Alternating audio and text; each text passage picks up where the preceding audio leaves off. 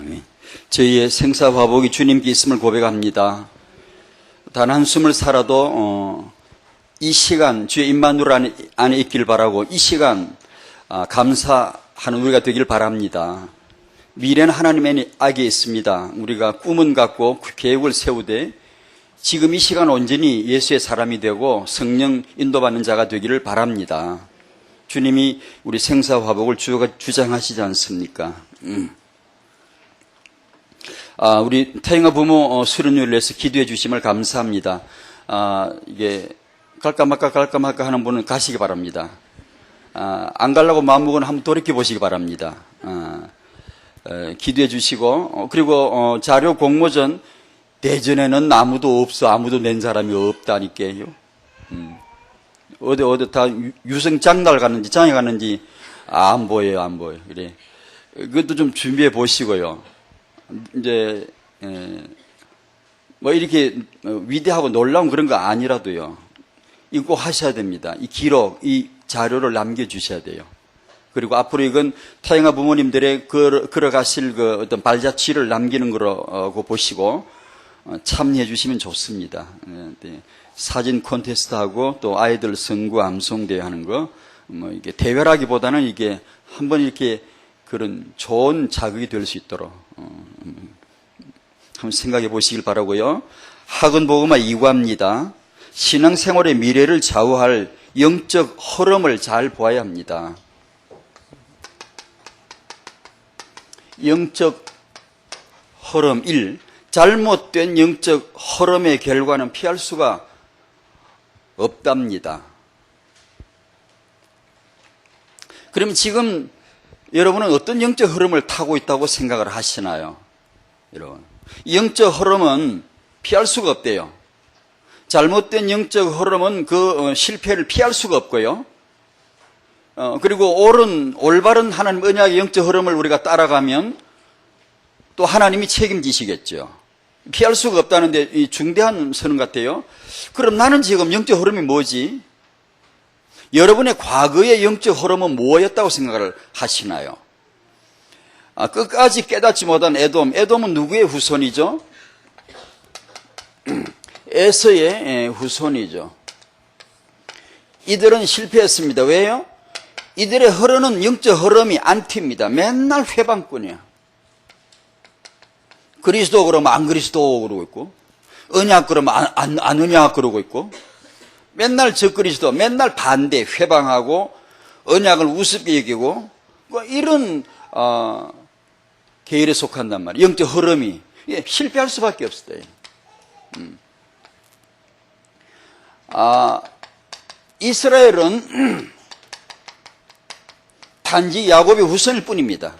에돔은 내가 안티가 되리라고 작정하지 않았고 그런 신앙생활을 평생 하리라고 고집하지 않았습니다. 다만 이 영적 흐름에서 자기도 모르게 그렇게 갔어요. 영적인 흐름은 반드시 결과를 가져온다니까 오늘 중요한 주제가 되네요. 왜 주제가 되죠? 태영아 부모님은 이 영적인 흐름이라고 할 때 태영아 부모에게는 상당히 중요한 주제인 것 같아요. 왜냐하면 영적인 흐름의 시초가 되니까요. 예전에 가문의 선조의 우상숭배 영적 흐름을 계속 후대에게 넘겨주는 자가 되기도 하고, 아니면 이거 아니잖아, 새로 결단 내리고 새 조상이 될 수도 있고, 그게 타영아 시기이기 때문에 오늘 이 주제는 참 중요한 것 같다. 3번 모든 성도와 렘넌트는 영적 흐름의 축복 속에 있는 것이 중요합니다. 저는 이 과를 보고 메시지 들으면서 제 자신을 생각해 봤어요. 제 자신의 과거를 볼 때 제가 축복받을 영적 흐름은 전혀 안 보였어요. 우상숭배하지, 제사하지, 예수 모르지, 반드시 실패할 수밖에 없는 거예요. 제 과거 영적 흐름을 볼 때. 근데 지금 저 예수 믿거든요. 어떻게 해서 믿었죠?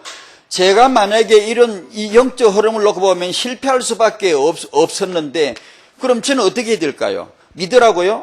이런 상대 저를 보고 믿으라고요? 어떻게 믿나요? 제가 어떻게 믿죠? 제가 어떻게 믿겠냐고요? 믿을 근거가, 믿을 지식이, 믿을 그 믿음이 어디 있습니까, 제게? 제 가문의 환경, 내 성장 과정에서 제가 어떻게 예수를 믿겠습니까?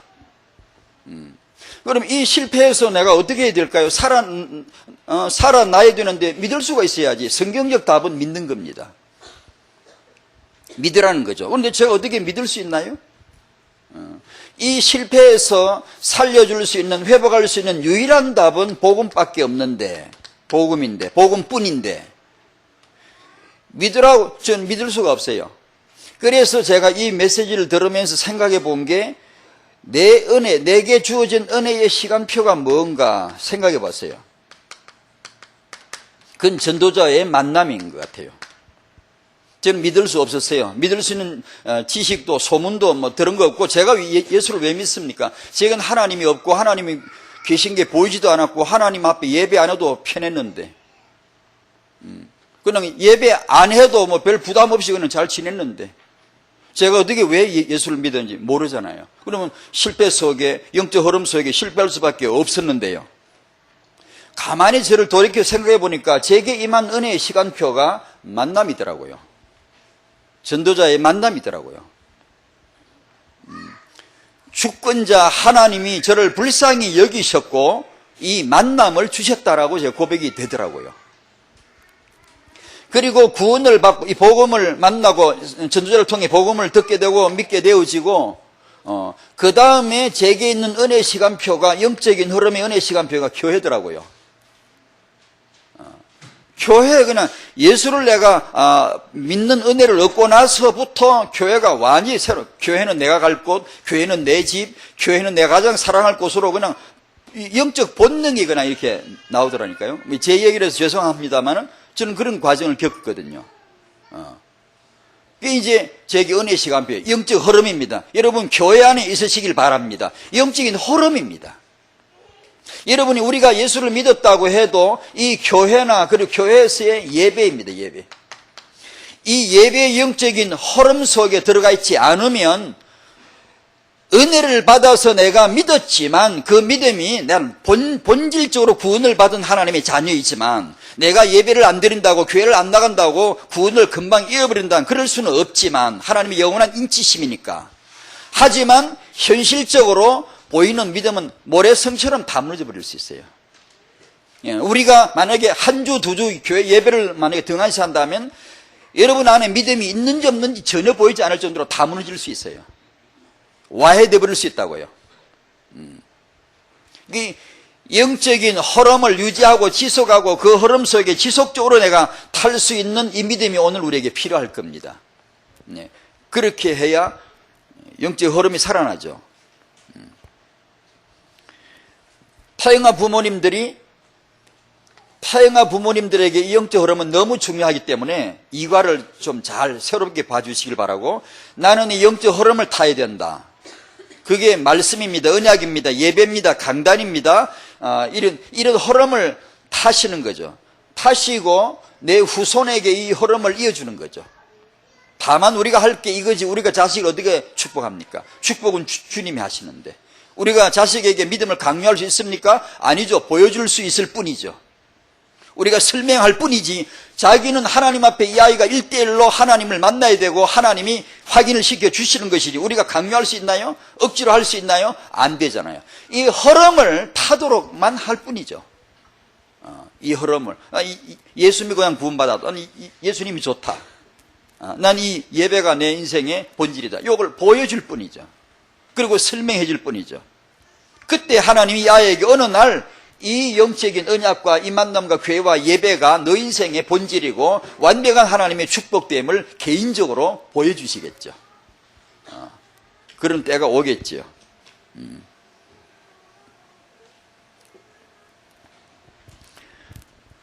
우리가 예수를 믿고 구원을 받고 나서 그 은혜의 감격을 누리면서 내가 신앙생활을 잘하면 내 후대에게 이것이 자동적으로 믿음의 유산이 되어 넘어갈 수 있는가, 그 부분도 잘 생각을 하셔야 됩니다.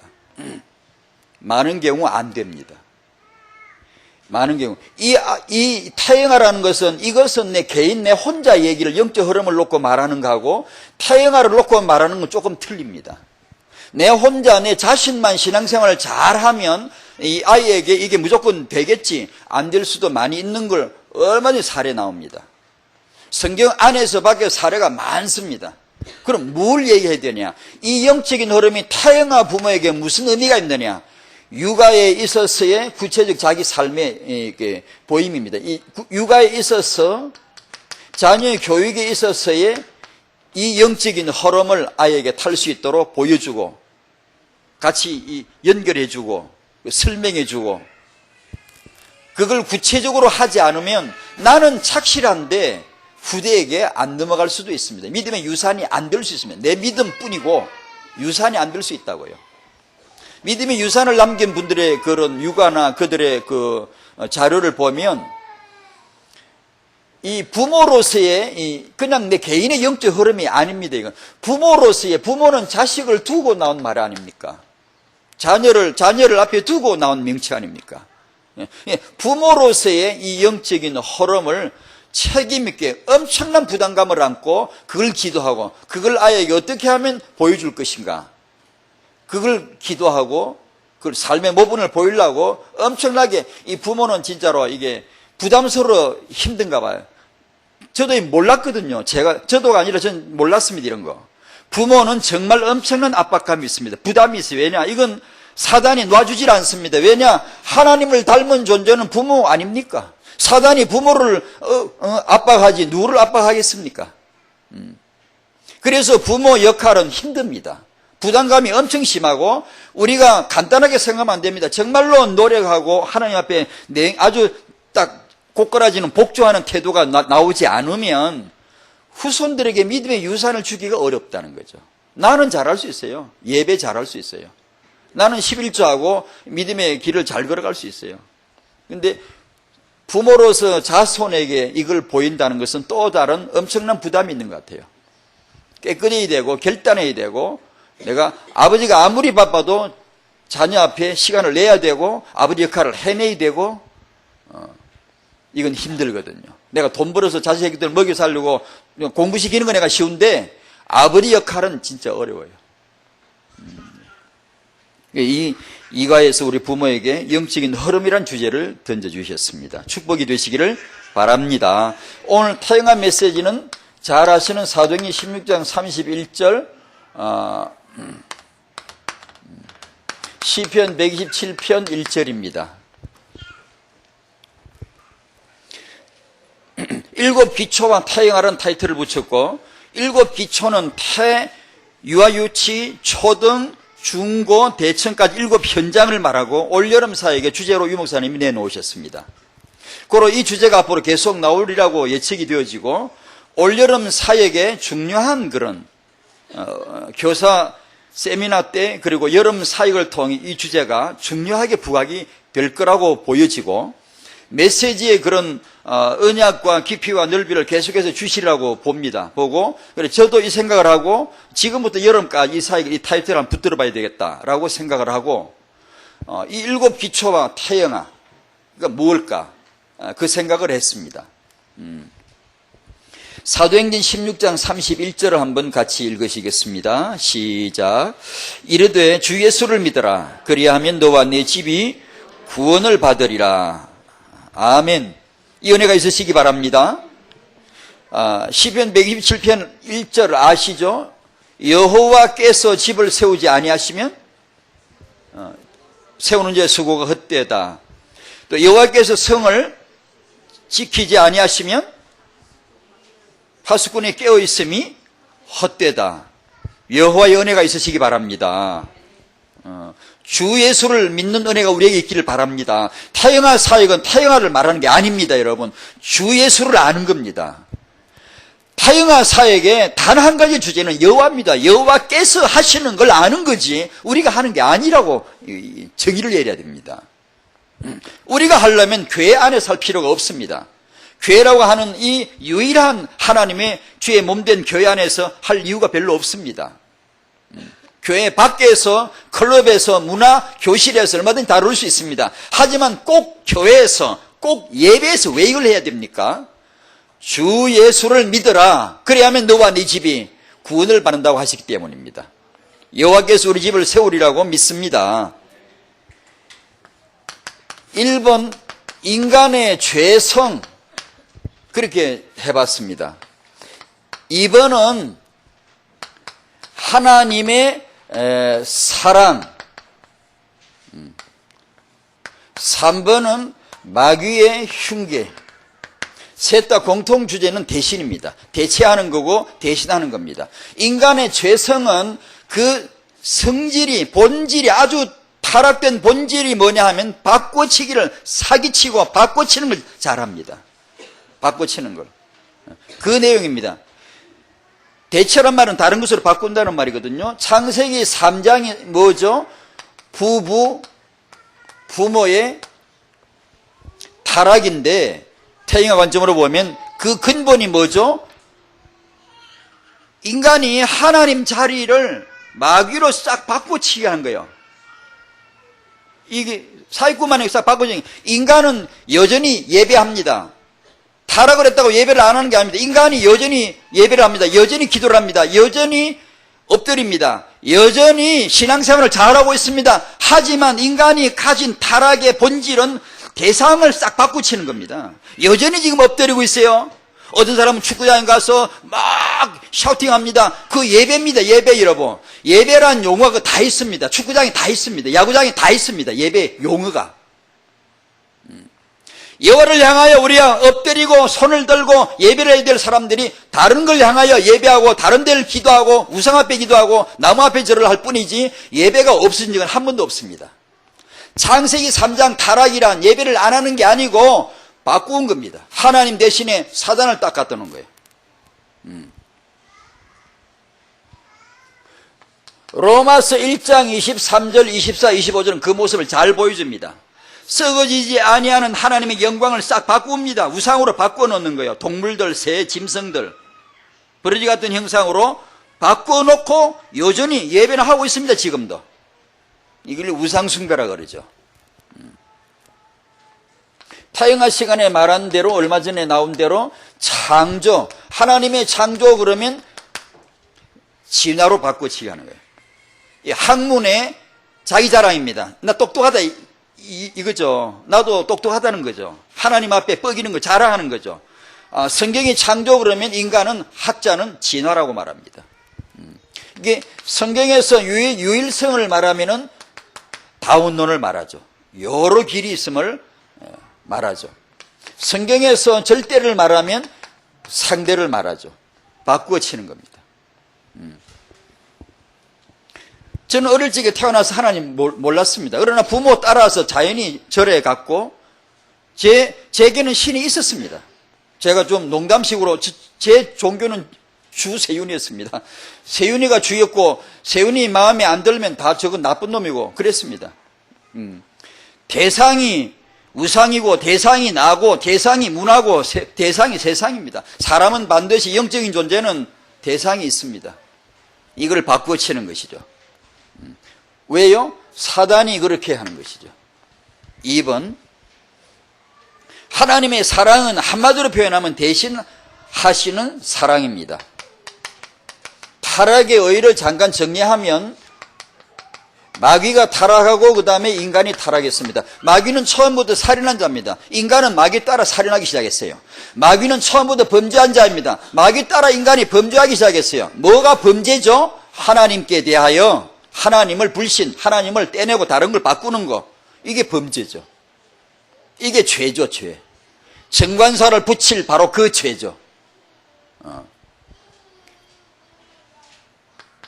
2번, 이 죄인의 저주를, 이런 죄인을, 마귀의 죄를 따라가고 하나님을 거부해버린 이런 타락한 인간의 죄를 대신해 주셨대요. 이 죄인을 대신하신 하나님의 사랑이 갈보리, 십자가, 복음, 은혜가 이게 이제 이 안에 있는 겁니다. 이제 대신하신 사랑, 창세기 3장 15절 잘 아시죠? 여자의 후손 뭐죠? 나를 타락시키고 멸망케 하는 이 원수 마귀를, 내가 멸해야 될 원수 마귀를 내가 맞잡고 레슬링의 실험부터 싸워 이겨야 되는데 나를 대신해서 이 흑암을 멸해 주시는 여자의 후손. 이 아니고 여자의 후손이 맞지만 이런 관점으로 말하면 여자의 후손이 죽음으로, 대신이란 말은 그까지를 포함하는 거예요. 여자의 후손이 아니고 여자의 후손이 왜 여자의 후손이죠? 왜 여자의 후손으로 오시죠? 왜 몸으로 오십니까? 후손으로 오십니까? 죽기 위한 것이죠. 성령이 죽으실 수 있나요? 아버지가 죽으실 수 있나요? 아들은 죽으실 수 있어요. 여자의 후손이 죽으심으로 말미암아 나를 대신해서 내 죽음이죠. 내 죽을 죽음을 대신하신 것이죠. 사망을 멸했다는 거죠. 고린도서 5장 14절 한 사람이 모든 사람을 대신해서 죽었대요. 그런즉 우리도 다 죽은 줄로 믿습니다. 이게 이제 믿음이에요. 이제 이걸 이제 성령께서 알게 하는 거예요. 넌 2000년 전에 갈보리 십자가 예수 죽을 때 너도 죽은 거야. 죄에 대하여 죽고 사망에 대하여 죽고 지옥의 심판에 다 죽어버린 거야. 너는 이제 요걸 이제 알게 해주시는 신비한 산수와 수학이 나오는데 이게 이제 믿음이 되는 거예요. 전혀 이 성령의 감동 안 받으면 이게 믿어지지 않아요. 그게 뭐 나하고 뭔 상관이 있습니까? 근데 상관이 있어요. 뼈저리게 깊이 상관이 있어요. 이게. 성령이 역사하죠. 한 사람 예수가 죽으셨잖아요. 베드로전서 3장 18절 의인으로서 불의한 자를 대신하셨대요. 의인은 예수, 불의한 자는 저입니다. 갈라디아 3장 13절에 그리스도께서 우리를 위하여 저주를 받은 바 되셨대요. 그게 우리 대신하신 거예요. 율법의 저주의 소리를 속량하셨으니. 아시죠? 속량 뜻 알죠? 예수님 몸과 내 죄를 맞바꾸는 겁니다. 속량. 예수님의 그 몸, 십자가에 달리신 몸, 채찍받으신 몸, 침뱉듯 을 당하신 그 몸과 내 죄를 바꾼 겁니다. 대신 한 겁니다. 이 사랑을, 이 갈보리를, 십자가를 성령으로 알고 나면 누가 예배를 안 하겠습니까? 예배는 가르치는 학문이 아닙니다. 바로 이 십자가 안에서 바로 발견되어지는 겁니다. 이 십자가를 아는 자가 어떻게 교회를 안 나오겠습니까? 어떻게 예배에 자기 생을 안 걸겠습니까? 초대교회. 사도행전 2장, 3장, 4장. 이 복음이 지금 우리에게 와 있거든요. 이 사랑이 우리에게 와 있거든요. 대신이란 말은 그런 뜻이랍니다. 자전적인 뜻이, 사전에 의하면은, 가로 질렀다는 뜻이랍니다. 위에 가로 질러, 그런 뜻이랍니다. 이 뜻은 단순하게 그런 뜻입니다. 만약에, 절을 하는 게 좋겠네. 제가 만약에 제 원수하고 싸우는데 원수가 제게 칼을 칩니다. 그 칼이 지금 쳤는데, 이건 피할 수가 없어요. 고속 카메라를 보니까 칼이 이렇게 오지, 실제로는 번개처럼 치기 때문에 그건 피할 새가 없고 이미 이제 죽은 목숨이에요. 내 심장을 향해 칼이 치어져 오는 거예요. 그 순간에 주 예수 그리스도께서 그 칼과 제 사이를 제 위에 가로질러서 들어오신 거예요. 우리 뭐 예전에 뭐 그런 사극이나 어떤 드라마 그런 거 많잖아요. 뭐 누가 차에 딱 칠 때, 그 슈퍼맨 머시마 하나가 쫓아가지고 탁 차를 막으면서 그 아가씨를 탁 낚아채가 살려가지고 둘이 아이라브 해가 나중에 결혼하고 뭐 이런 거 있잖아요. 사극에도 많고 뭐 어떤 임금님이 칼에 맞는데 다른 사람이 끼어들어가 뭐 탁 대신 칼 맞아주고 자기 주군을 살리는 이런 거 있잖아요. 그 단어입니다. 이게 대신이란 말이에요. 주님이 차 끼어들어가지고 칼을 받으신 거예요. 죄를 대신해서 칼을 받으신 거예요. 저를 살려주신 거예요. 그 단어입니다. 대신하셨다는 거죠. 주 예수께서 우리를 대신하여 죽으신 줄로 믿습니다. 하루 종일 이 고백 한번 해보십시오, 여러분. 하루 종일 주 예수가 나를 대신해서 칼을 맞으시고 대신해서 죽음을 당하시고 대신해서 저주를 받은 바 되셨다는 걸 하루 종일 한번 고백해 보십시오. 우리의 완악한 마음, 돌같은 마음 완벽하게 다 녹여질 줄로 믿습니다. 그걸 체험하는 겁니다. 그걸 아는 겁니다. 신앙 양심이죠. 이제 마귀는 더러운 흉계가 뭐냐 하면 대체하는 거예요. 뭘 대체를 하죠? 우리 마음에 오직 예수가 안 되도록요 자꾸 딴 걸로 대체해요. 딴 걸로 집어넣어요. 마음의 생각이에요. 지금 이 시간 마음 생각에 뭐 좀 10% 20% 다른 거 들은 거 있으면 우리는 늘 그러거든요. 한계가 있으니까. 그건 잘못이 아닌데 이런 자리에서 또다시 한번 진공 상태는 없어요. 뽑아 밀어내고 예수로 채우시기 바랍니다. 오직 예수잖아. 오직 예배잖아. 오직 말씀이잖아. 이런 걸 자꾸 고백을 만들어내셔야 됩니다. 안 그러면 예수 믿지 분명히 믿는데 많은 틈이 나요. 틈이 나가지고 예수 아닌 다른 걸로 딱 채워넣어요. 다른 걸로 대체해요. 그걸로 의지하고 그걸로 믿지. 우리가 예수 해도요, 문제 오거나 사건 터지거나 급하면요, 다른 게 탁 튀어나와 버려요. 그게 왜냐? 그게 다른 게 지금 와 있는 거예요, 지금. 우리는 다 그래요. 다 뭐 누구는 안 그래요. 다 그렇습니다. 다만 그런 상태에 늘 주님을 바라보는 것이죠. 늘 주님을 향하는 것이죠. 얼마 전에 제가 이제 기독교 채널을 잠깐 시간 나면 TV 튼다면 그쪽을 들어보는데 어떤 강사분이 모든 기독교인들은 탈무드를 다 배워야 된다 그러더라고요. 그러면서 아예 탈무드 내용을 근거로 해서 메시지를 진행을 하시더라고요. 근데 좋죠. 내용이 좋죠. 그런데 제가 그분을 반박하고 싶지는 않고요. 그 반박을 주제도 못 되고요. 다만 제 마음에 소리치는 게 있었습니다. 그럼 성경 66권은 뭐냐 이게. 하나님의 유일한 계시의 책은 탈무드가 아니고 분명히 성경을 나는 믿고 있는데, 그럼 우리가 성도들에게, 우리 타영아 부모들에게 과연 그러면 성경은 뭐냐 이게. 성경은 하나님이 계시하신 유일한 책이 탈무드인가? 그럼 그걸 배우면 우리가 될 건가 그럼? 우리 마음에 성경 66권이 유일한 계시의 하나님의 책임을 믿으셔야 됩니다. 다른 책도 읽어야 되겠죠. 필요합니다. 탈무드나 다른 도서나 연구서를 왜 안 읽겠습니까? 읽으셔야 되죠. 참고를 해야 되죠. 이해를 해야 되겠죠. 그러나 과연 성경을 정말 우리가 믿고 있을까요?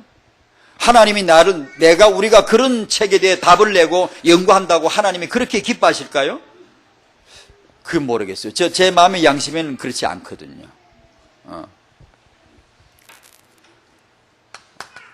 사도행전 4장 12절 다른 이로서는 안 된답니다. 요한복음 14장 6절에 나로 말미암지 않고는 안 된답니다. 우리 마음에 오직 예수가 되어지길 바랍니다. 디도스 2장 13절 성경에 한두 번 나오는 표현입니다. 예수님을 바로 대놓고 하나님이라고 나오는 한두 번의 표현입니다. 성경 66권 가운데 주 예수 그리스도 크신 우리 하나님이라고 이런 성령으로 감동된 이런 표현들은 중요합니다. 우리가 그걸 고백하라고 나온 겁니다. 우리가 이걸 신앙으로 이 고백을 계속하면 엄청나게 우리 안에 역사가 일어나겠죠. 우리의 크신 하나님 누구죠? 예수 그리스도. 고린도후서 4장 4절 그러길래 사단은 당연히 이 사역을 하겠죠. 뭘 하죠? 그리스도의 광채를, 복음의 광채를 비치지 못하게, 우리 마음에 비치지 못하게. 이 자외선 선크림이 있더라고요. 자외선을 차단한다고 그래요. 자외선 차단제. 이건 그야말로 마귀 선크림인데, 이건 마귀 역사하면 복음이 안 보여. 마귀에게 역사하면 복음이 중요하게 안 느껴져요. 다른 게 중요하게 보여져. 다른 것도 중요하다. 이거 중요하지. 중요한데 정말 예수 아냐니까 우리가 정말로. 정말로 그 예수 그리스도가 그분이 영광이 뭔가를 우리는 아냐고. 그분이 나를 대신해 죽었다는 걸 이걸 아냐고. 그거 하나 제대로 감동되지 못하게 체험하지 못하게 하는 자가 사단이고 그걸 차단시키죠. 복음의 광채 그리스도의 빛을 받지 못하게. 여러분 마음에 예수 광채가 비치길 바랍니다. 그분은 빛입니다. 빛은 능력이 있대요. 빛은요 속도가 엄청나대요. 하나님의 빛의 속도로 여러분에게 빛의 속도로 은혜가 임하기를 바랍니다. 빛은 치유한대요. 빛은 우리를 살린대요. 빛은 우리로 하여금 자유를 누리게 해준대요. 예수는 빛이십니다. 사단은 이 빛을 받지 못하게 하잖아요. 노골적인 사단 역사가 대체 복음입니다. 다른 복음이라 그러죠. 갈라디아 1장에.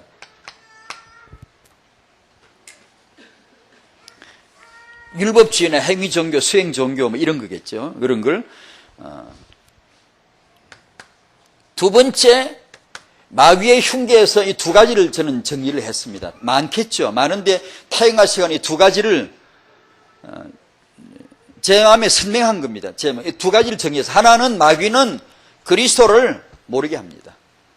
타영아 부모님, 타영아 하다가 그리스도 놓치게 할 겁니다. 그리스도만 놓치면 끝납니다. 다 망합니다, 여러분.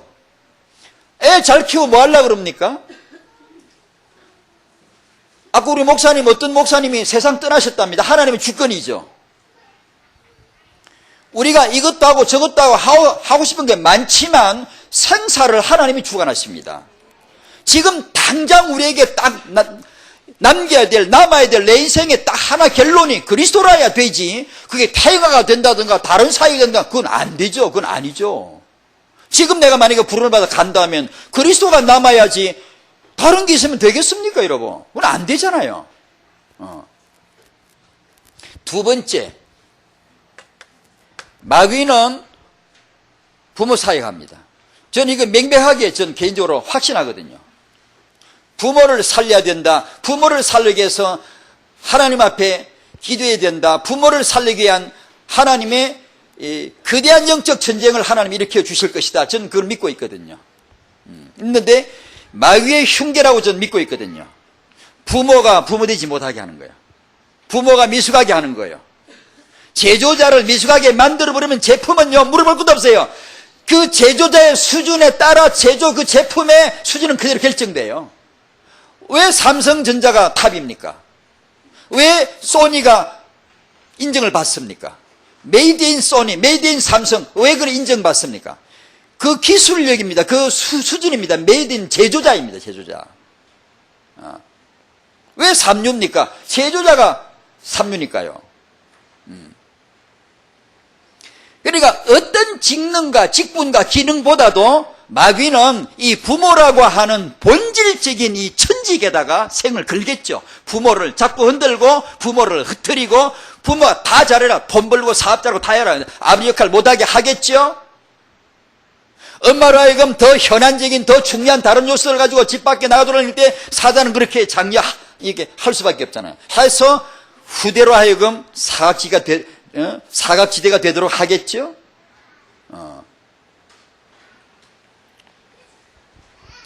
모든 것은 대체라는 것은 이 대체라는 용어가 과학에서 많이 있습니다. 대체 에너지, 대체 기술, 대체 의학 이런 게 많이 나옵니다. 이 말은 과학의 능력을 말합니다. 과학의 실력입니다. 대체할 수 있는 게 과학의 능력이거든요. 우리 이제 예를 들면 장기도 뭐 고장나면 이거 새 장기로 대체시킨다는 거죠. 그게 과학의 능력입니다. 자기 과시입니다. 모든 것은 대체됨으로 학문이 발달되죠. 자기 제자가 스승을 대체합니다. 스승의 이론을 따라가서만 발전이 아니고 때로는 뒤엎어야 됩니다. 다른 걸로 대체해야 됩니다. 진보를 시키거나 대체를 시킨다. 그것을 인정합니다. 학문의 발전으로. 그러나 대체 안 되는, 그리고 대체하려고 시도해서는 안 되는 두 가지가, 하나는 그리스도, 하나는 부모입니다. 부모는 절대 대체 안 됩니다. 부모는 부모가 해야 돼요. 절대로 애는 부모가 낳지 과학자가 못 만듭니다. 절대로 이 랩런트는 부모가 임신 출산하는 거지 절대로 과학이 하거나, 아니면 부모가 나와서 젖먹이 키워야 되지 절대로 다른 게 키운다든가, 아니면 공상과학이나 영화에서 로봇이 애 키우고 뭐 이런 장면이, 그거는 일면 그런 도움을 줄 수는 있겠지. 부모를 대체할 수는 없는 겁니다. 그렇다면 확실하게 부모가 부모 자리 매김되도록 세워놔야지. 부모는 부모인데 어중간하단 말이에요. 부모 역할이 안 되고 다른 기능에서 자꾸만 답을 내려고 한단 말이에요. 그래 되면 내 개인의 업적은 나오지만 결국 세대는 무너진다.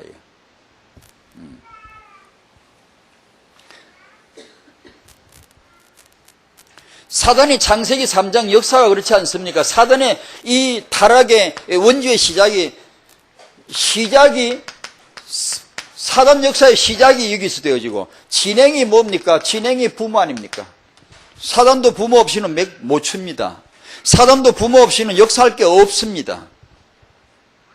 사단의 모든 허감의 문제, 영적인 허감의 영적인 흐름은 부모를 통해 이어가는 겁니다.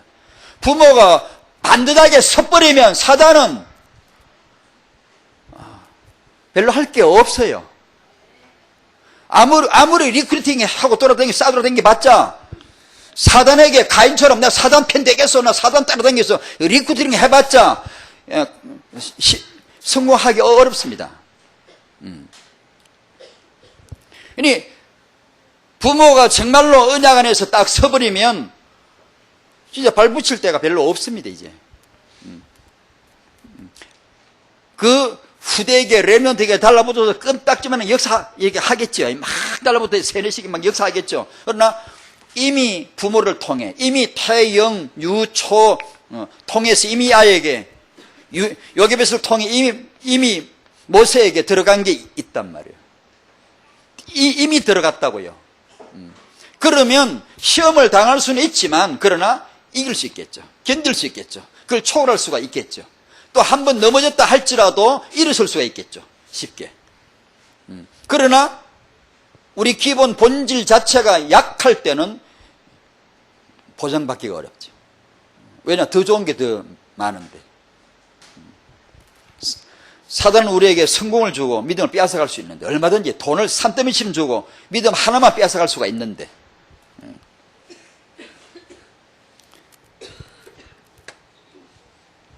창세기 3장, 이것은 부부 타락입니다. 부모 타락입니다. 개인이 아니죠. 그죠? 타영하에서 이 메시지에서 자료 언급했습니다. 사단이 하와를 유혹해가 뭐 하겠습니까? 유혹을 성공했다. 뭐 어디 쓸모가 있습니까? 그러나 하와는 사단에게 중요한 표적이 된 건 아담의 아내였기 때문입니다. 사단이 아담을 유혹해가 넘어뜨렸다. 무슨 소득이 있겠습니까? 그러나 아담은 이 부부입니다, 부부. 이들은 부모입니다, 부모. 그렇다면 이 문제는 간단한 게 아니에요. 간단한 게 아니에요. 그래서 부부나 부모는 보호해줘야 됩니다. 이 언약 받은 부부들, 언약 받은 부모들을 살려줘야 됩니다. 왜냐? 사단이 부부를 잡고 늘어진 게 창세기 3장에 정인 문서가 나와 있는데 왜 우리는 이걸 안 합니까? 왜 우리는 이것을 안 해야 합니까? 부부를 붙들고 우리도 언약 운동을 해야 안 됩니까? 해야 되겠죠. 가출이란, 청소는 가출 문제 간혹 나옵니다. 이게 떠드는 분들의 그 사회 전문인사들이 포럼하고 막 걱정하고 합니다. 가출을 어른이 많이 할까요? 청소년이 많이 할까요? 사회적인 분위 통념상 보면 우리가 느낌으로는 청소년이 가출을 많이 한다고 생각하죠. 왜냐? 늘 청소년 가출 이슈화되어 있기 때문에 어른들이 많이 합니다. 여러분 집에 가 의심스러운 통계 뽑아 보십시오. 어른들이 가출을 더 많이 합니다. 성인이. 청소년이 아닙니다. 교육을 시키려면 애들은 냅둬야 됩니다. 어른을 빨리, 아니면 어른 될 사람, 부모 될 사람을 교육해야 됩니다. 청소년 문제 빼야 됩니다. 그건 잘못된 겁니다. 미혼모 문제 아닙니다. 잘못 짚은 겁니다. 남자 문제입니다. 청소년 문제 아닙니다. 그것은 부모 교육을 해야 되는 겁니다. 전국적으로 해야 됩니다. 청소년 문제는 빼야 됩니다. 그런데 우리가 늘 잘못 짚죠. 청소년 아이들 바로 커버리는데 청소년 문제 다뤄가지고 뭘 하겠다는 겁니까? 안 되는 거죠. 창세기 4장 6장은 후대 문제입니다. 가인이 마귀 편에 가고 아벨이 살해당하고, 창세기 6장에 후대 네피림 문화 생기는 것. 말세의 특징은 대체 문화죠. 바꿉니다. 그게 아까 말한 과학의 능력입니다. 과학은 바꾸어치기 함으로써 과학이 근제하다는 걸 과시하라고 그래요. 대체 가정도 대체하고, 가정이 없어도 공산주의는 바로 그걸 쓰고요. 가정을 없애버립니다. 애만 낳고 데려가서 집단 양육을 시키고 전부 다 일터로 내보내고요. 이게 대체시키는 문화가 세상의 트렌드입니다. 지금 대세입니다. 지금. 그리고 이제 이 과학의 최고의 그 마지막 도전이 대체 인간을 만드는 겁니다. 인간을 자기들이 만들 수 있다는 거죠. 과학이. 로봇 인간을 만들든가 아니면 로봇 사피엔스를 만들든가 아니면 복제 인간을 만들든가 이런 식으로 과학의 마지막 도전장을 내는 거겠죠. 하나님이 인간 창조하지 않아도, 부모가 안 낳아도 우리가 인간을 만들 수 있다는 거죠. 그래서 인간 그 우생학이라고 있지 않습니까? 우생학이 있습니다. 뭐 별로 쓸모는 없지만 우생학의 창시자가 누군 줄 압니까? 골튼입니다. 골튼. 골튼은 이름이 잘 더럽게 지었죠. 골이 터졌다는 뜻이죠. 근데 그게 이제 우생학이란 인간 육종을 하겠다는 거죠. 난을 보면 배양종이 있고 육종이 있고 원종이 있고 그렇습니다. 야생종이 있고 배양종이 있고 육종이 있습니다.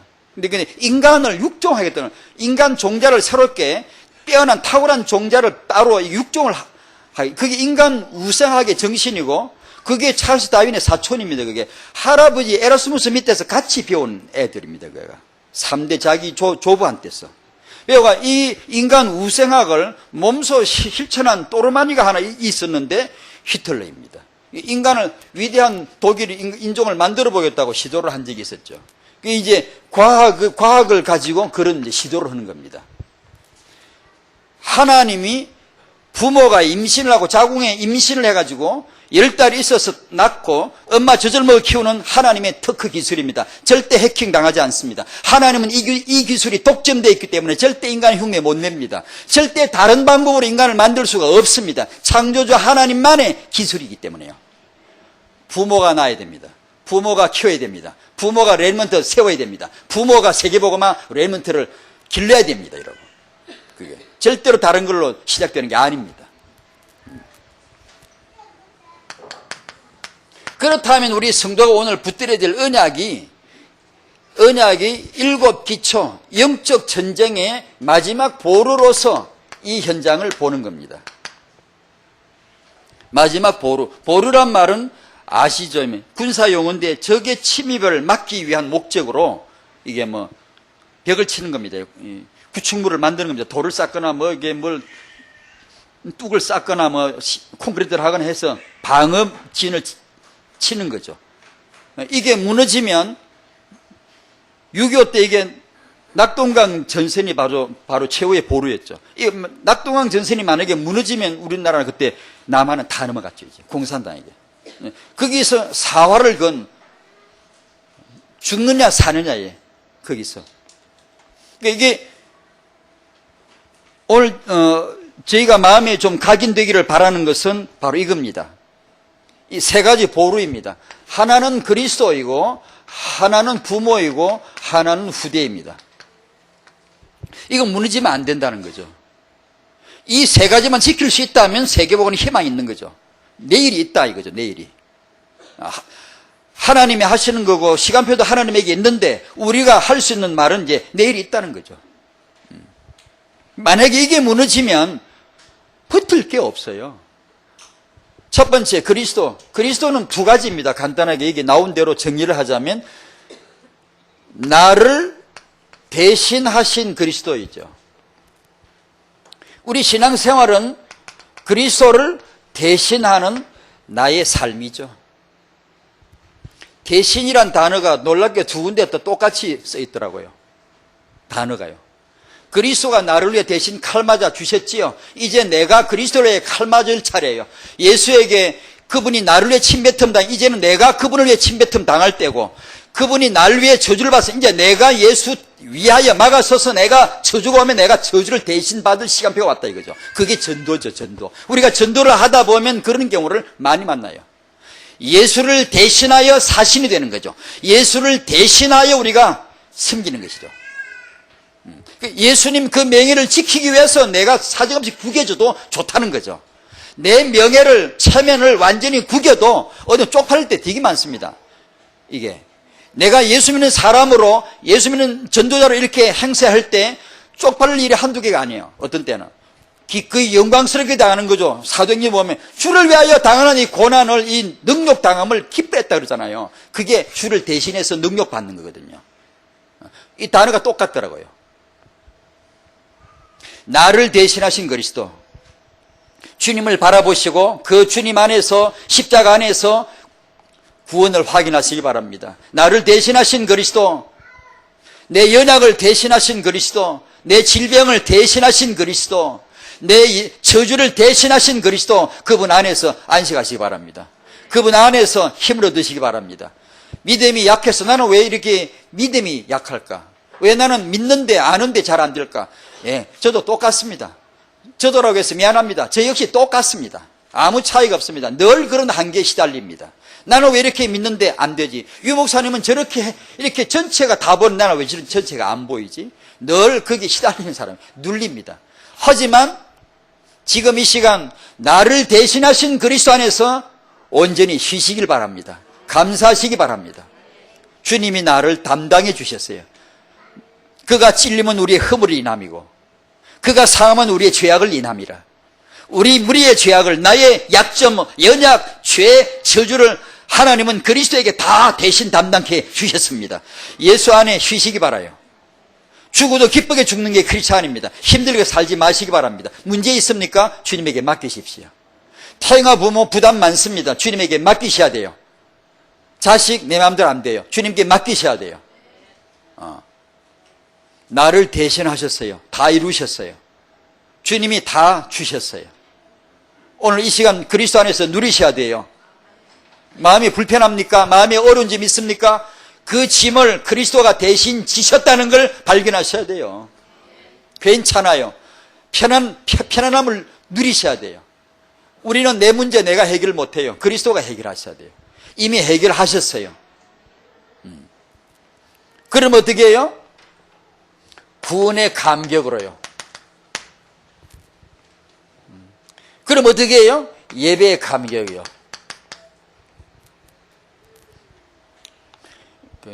이 구원을 누리는 거, 그리고 예배를 누리는 게 여러분의 영혼에 예민한 현이 되셔야, 줄이 되셔야 돼요. 이걸 놓치지 마셔야 돼요. 이 감각을 놓치지 마셔야 돼요. 음을 잡아내야 돼요. 도가 울리면 도 알아야 돼요. 청음이 있어, 우리가 청음을 해야 됩니다. 음을 알아내야 됩니다. 오늘 내가 예배를 드리는데 예배 속에 진정한 원초적인 감사가 안 나오면 그 소리를 들어야 됩니다. 그리스도가 나를 대신 하셨잖아요. 그리스도가 나를 위해 저주를 받으셨잖아요. 내가 그 은혜를, 그 언약을 누리지 않는다는 것은요, 그리스도의 그 고결한 희생을요, 우리가 누리지 못하는 겁니다. 그분의 그 어마어마한 거룩하신 분의 희생을 가치없게 여기는 겁니다. 누리시기 바랍니다. 예배에 살아나시기 바라요. 예배를, 여러분, 저는 그런 걸 잘 못합니다만 그런 꿈을 갖습니다. 타영아 사역을 하거나, 부부 사역을 하거나, 부모 사역을 하거나, 그건 반드시 예배에서 이루어져야 돼요.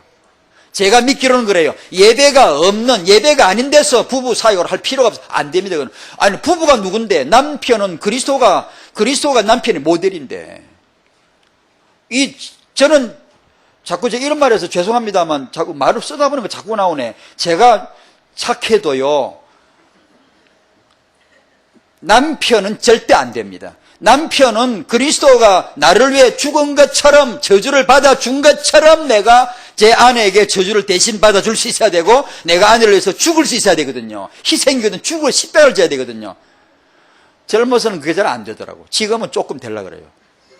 조금 되려, 참 마음이 이제, 그리스도가 생각이 나요. 예전엔 생각이 잘 안 나더라고. 젊어서는요, 내가 생각하지, 남자로서 내가 생각이 났지. 이제는 이제 그리스도가 생각이 나요. 남편 마음에는요, 그리스도가 가득 차야 남편이 될 줄로 믿습니다. 왜냐? 그리스도께서 하시듯이 하라는 게 남편이에요. 예배가 아닌 데서 어떻게 부부를 가르칠 수 있겠어요? 예배가 아닌 데서 어떻게 부부가 응답을 받겠어요? 그건 절대 불가능하죠. 부모, 그건 예배에서 나와야 돼요. 예배에서 은혜를 받고, 예배에서 얼굴들이 살아나야 돼요. 예배에서 찬송이 살아나야 돼요. 예배에서 희노애락의 감각이 살아나야 돼요. 예배에서 퍽퍽하다든가, 예배에서 내가 오늘 예배에서 답을 못 내면 어디로 갈랍니까? 술집 갈래요? PC방 갈래요? 다른 데 가서 물어볼래요? 기도원 가서 물어볼래요? 당신의 교회 예배에서 모든 것을 하나님 주시다는 걸 믿으셔야 돼요. 그래, 예배가 안 되고 예배에서 충분히 내가 오늘 인도를 못 받으면은 내가 지금 완전히 타락했다라고 정의 내려도 좋습니다, 여러분. 여기서의 타락은 부정적인, 불신앙적인 그런 쪽으로 말하는 게 아니고 성도의 예민한 감각입니다. 그래야 부르짖지. 그래야 금식하려면 그때 해야죠. 그때 해야 딱 맞습니다. 내가 오늘 예배가 은혜가 안 되네요. 그날 집에 가서 굶어 있어. 예배가 안 되는 주제에 배 채워 뭐 한답니까? 내가 성도인데 하나님 주신 게 예배인데 예배가 복이 안 되면 뭐 어쩌려고 그럽니까 여러분? 그때 뒤집어져야지, 그때 뒹굴어야지, 그때 탄식하고, 그때 금식하려면 그때 해야 되고, 내 이거 도와주시고 응답 주시고 그런 거는 좀 다음에, 그런 거 좀 우리가 조금 어떻게 보면 좀 딜을 하려고 그러고 좀 거래하려고 그러는 것 같고, 양심상 그렇잖아요. 진짜입니다. 예배 안에서 다 일어나야 돼요. 다. 예배가 감격이 없고 그게 죽어 있고 이건 큰 일입니다. 절대 그러면 안 됩니다. 우리의 자화상이 이건 아주 부끄러워해야 됩니다. 그래 우리가 이제 그리스도를 대신하는 축복의 자리에 들어갈 수 있죠. 이 모든 것을 보여주시는 이걸 알게 하시는 분은 오직 성령밖에 안 계십니다. 오늘 기도수첩 그리고 또 지난주 토요일인가도 그렇고 토요일 날의 내용 늘 메시지지만 너무나 은혜되지 않습니까? 너무나 하나님 주신 건 구원이에요. 구원이 다예요.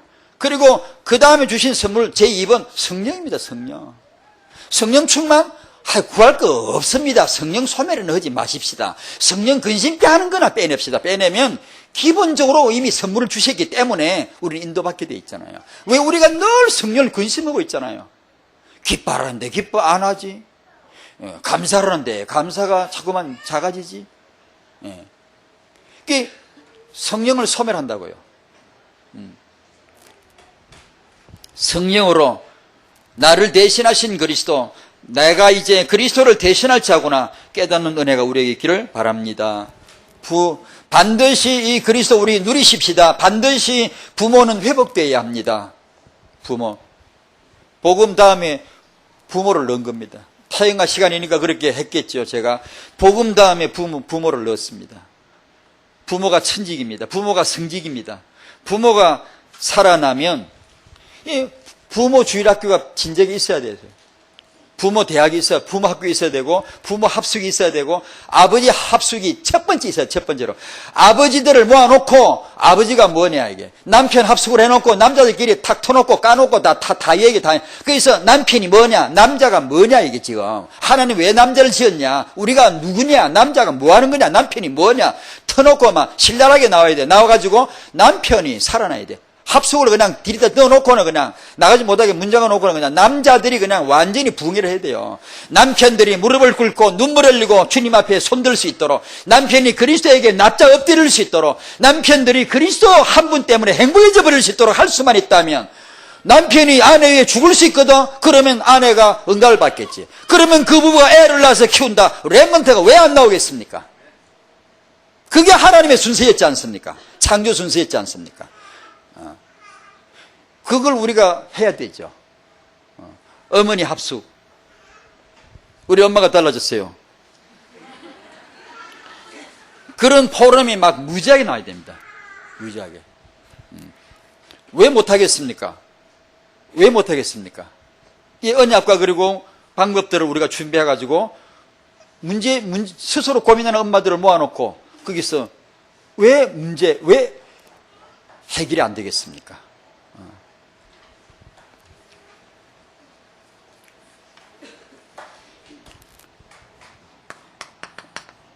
결혼 가정. 올여름에 우리 여름 사역의 태영아 메시지 일과입니다. 이게 결혼, 이게 청년의 메시지죠.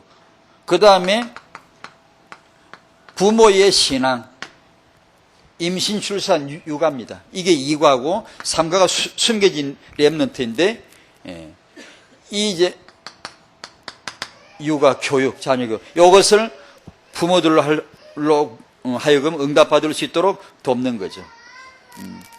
완전히 예수에게 걸 수 있도록, 성경 66권이 완전히 육아 서적임에 걸 수 있도록, 완전히 성령 인도받는 게 육아다, 이거 완전히 걸 수 있도록, 완전 복음이 타영아 현장에 그대로 적용이 될 수 있도록 우리가 해야 안 됩니까? 복음이 맞다면, 성경이 66권 진리가 맞다면 왜 우리가 방황해야 되며 왜 우리가 이 응답을 못 받아야 하냐고. 지금 다 받아놓고 해야 되겠죠. 반드시 세 번째 보루, 이게 무너지면 안 된다. 후대입니다. 후대 회복의 축복이 있기를 바랍니다. 이 모든 것을 전략적인 이 모든 이 진두지휘하는 전략적인 센터가 교회가 되어야 안 되겠습니까? 마태복음 16장 내가 이 반석에 내 교회를 세우리니 시편 127편 1절 여호와께서 이 두 가지가 영원한 타영한 메시지 주제입니다. 제목입니다. 그 예수님을 알아야 안 되겠습니까? 그 여호와를 알아야 안 되겠습니까? 그러면 여호와께서 우리의 집을 세워주실 줄로 믿습니다. 이 신비한 공식을 알아듣는 게 우리 아닙니까? 세상은 불신자는 이걸 못 알아듣거든요. 내가 해야 돼요. 내가 다 해야 돼.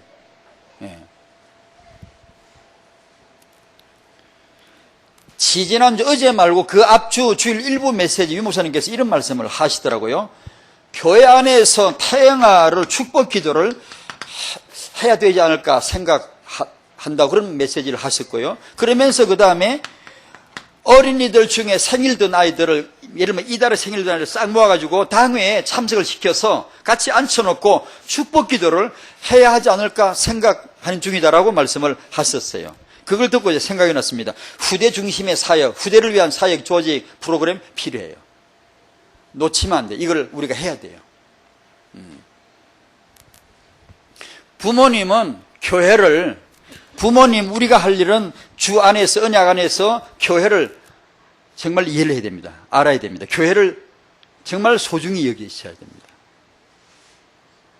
따라합시다. 부모 여러분, 내가 자녀 앞에서 교회를 가장 소중히 여기는 영적 흐름이 되겠다. 아멘. 유념하셔야 됩니다. 교회는 당신 교회가 아닙니다. 교회가 인위적인 조직이 아닙니다. 예수께서 세우신 예수님의 몸된 교회입니다. 잊으시면 안 됩니다. 왜냐하면 우리 까딱 잘못하면 이게 교회를 대하는 태도가 아이들에게 넘어가거든요. 이게 교회를 정말 소중히 여기주셔야 돼요. 교회를. 그 말은 다음 말을 하기 위해서입니다. 그 다음 말이 뭐냐? 여러분의 자녀가 교회를 그렇게 알아야 되고 교회 와서 주의 종, 교회 와서 우리 영적 지도자 분들에게 축복 기도를 받게 해 주셔야 됩니다. 그걸. 그리고 그 축복 기도 받는 자세까지 가르쳐 주십시오. 딱 손 모으고 무릎을 딱 꿇는 자세까지 가르쳐 주십시오. 그걸 하셔야 됩니다.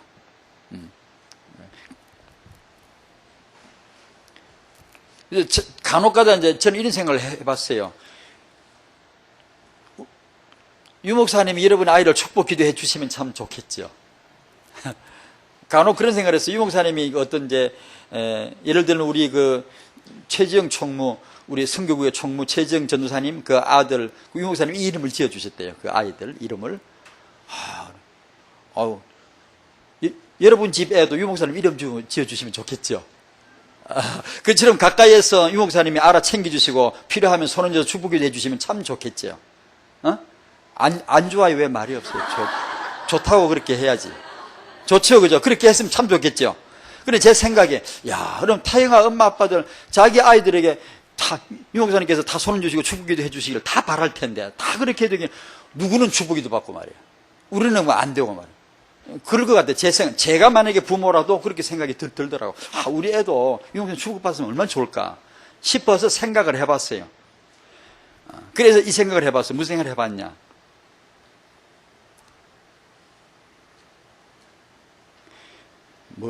뭐라고 해야 되나? 유 목사님을 갖다 바로 붙이면 좀 그렇고, 저를 말해야 되겠네. 제가 여러분의 저를 대강 여기는 그 전제가 붙어야 돼. 저를 최 목사님이지. 지나가면서 목사님 우리 축복기도 이렇게 해주세요. 그러니까 그렇게 지나가면 그건 대강 생각하고 그냥 축복기도 한번 받아야지 이런 생각하고 제가 축복기도 하는 거하고, 여러분이 여러분의 교회 전도사님을 굉장히 존중히 여기는 마음이 있어요. 우리 전도사님 주의 종이시지, 하나님의 사람이시지, 굉장히 존중히 여기는 마음으로 신철내기 젊은 전도사님에게 여러분 아이를 데려가서 축복기도를 받을 때 어느 축복기도가 더 축복이 많게, 그걸 제가 지금 묻고 싶은 거예요. 존경심을 갖지 않은 뜻입니다. 제가 지금 말이 좀 서툰데, 좀 설명이 서툰데, 존경심을 가지면 축복이 돼요. 유 목사님에게 가서 축복 기도를 안 받으셔도 괜찮습니다. 제가 유 목사님 함부로 말하는 거 아니에요. 아니고 여러분 전도사님에게 받으시더라도 여러분이 주의 종과 교회를 인정하시고 존중히 여기신다면 하나님이 그 믿음에 축복을 주실 줄로 믿습니다. 그걸 지금 제가 설명드린 그 마음에 소중히 여기셔야 된다고 말이에요. 소중히 교회와 주의 종을. 그걸 여러분이 소중히 여기지 않고 축복기도 받아봤자 여러분의 마음이 이미 그릇이 이미 다 깨져 있어요. 다 새버린다고. 그래서 그 얘기를 좀 하고 싶었던 겁니다. 엘리사는 자기 스승이 엘리야예요. 계승자가 되었죠. 똑같이 게하시는 엘리사의 제자였어요. 똑같아. 게하시도 우리 렘넌트의 7명이 될 정도로 위대한 선지자가 됐어야 맞아요. 그러나 그건 망했어요. 왜요? 존중심 없어요. 시대 최고의 선생을 바로 옆에서 섬겼음에도 불구하고 망했어요. 왜요? 존중하지 않아요. 마음이 깨졌어요, 이미요. 자, 7기초와 태영아. 7기초 오늘 타이틀인데 여름 사역의 주제입니다. 하나님이 올여름에 이 주제를 복 주실 것 같아요. 제가 이미 주제가 나왔고 그래서 제가 마음에 생각했는데 여러분의 우리는 태영아, 이 시작인데 시운동, 첫 시작인데 하나님이 오늘 부모들에게 또 올여름 사역을 통해 이 7현장, 7기초의 축복이 꼭 임할 수 있기를 저도 바라고 여러분도 기도해 주시기를 바랍니다. 아멘. 기도하겠습니다. 하나님 감사합니다. 혹시 우리가 예수님에게 오직 예수가 안 되고 온전한 예수에게 다 걸지 못한 우리의 태도가 있으면 오늘 고쳐 주시옵시고 우리 마음이 완전 예수가 되게 해 주시옵소서. 비록 우리가 이것을 평생 유지 못할지라도 오늘만이라도 일주일만이라도 오직 예수가 되게 도와주시옵시고 작심 3일만이라도 되게 도와주셔서 지속해서 오직 예수가 되고 지속해서 오직 예수 고백할 수 있도록 도와주셔서 주여 우리도 오직 예수가 되고 싶습니다. 완전 예수 고백하고 싶습니다. 주님 타영아 모든 부모들에게 그리스도 외에 다른 것으로 대체할 마음은 전혀 갖지 못하도록 마음을 지켜 주시옵소서. 하나님 우리가 부모입니다. 부모로서 집을 세우시는 하나님, 자식을 복주시는 하나님, 이 7기초를 복주시고 세우시는 하나님을 향하여 온전히 경외하고 온전히 예배하고 우리가 엎드릴 수 있도록 부모된 자로 엎드릴 수 있도록 깨닫게 하여 주시옵소서. 부모의 마음에 은혜가 감돌고 생각이 돌아가고 깨달음이 있고 부모의 마음에 은혜가 넘치고 새 힘이 나고 평안함이 넘치도록 부모를 살려 주시옵소서. 7가지 기초, 7현장이 올여름을 통해 큰 응답의 현장이 되게 하여 주시옵소서. 예수님 이름으로 기도하옵나이다. 아멘.